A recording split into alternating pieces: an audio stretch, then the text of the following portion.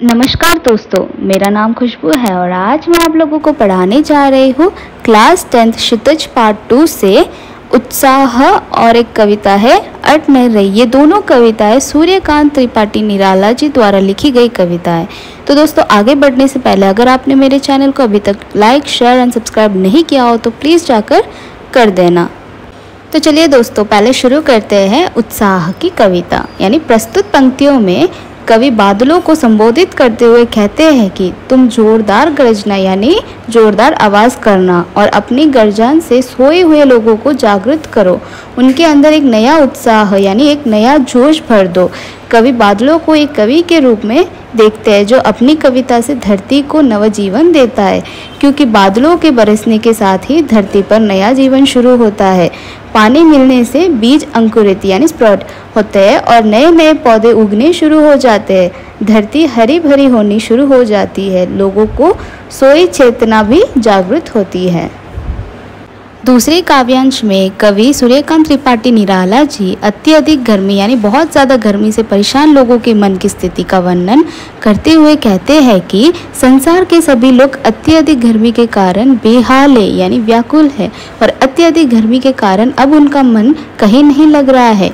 अज्ञात दिशा से आए हुए यानी यहाँ पर बादलों को अज्ञात दिशा से आए हुए इसीलिए कहा गया है क्योंकि बादलों के आने की कोई निश्चित दिशा नहीं होती।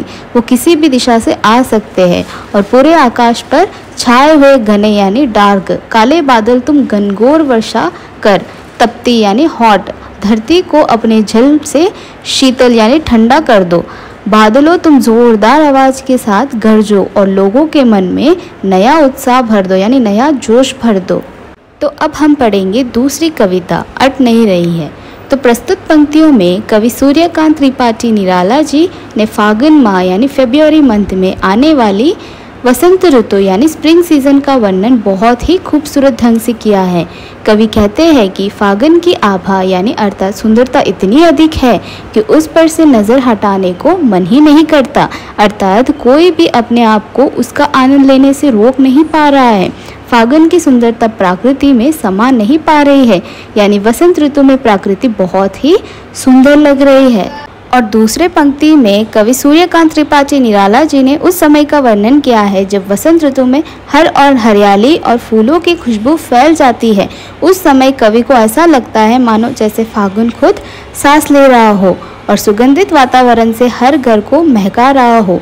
कवि आगे कहते हैं कि कभी कभी मुझे ऐसा एहसास होता है जैसे तुम फागुन माह आसमान में उड़ने के लिए अपने पंख फड़फड़ा रहे हो। कवि वसंत ऋतु की सुंदरता पर मोहित है यानी इसीलिए वो कहते हैं कि मैं अपनी आंखें तुमसे हटाना तो चाहता हूँ लेकिन मेरी आंखें तुम पर से हट ही नहीं रही है।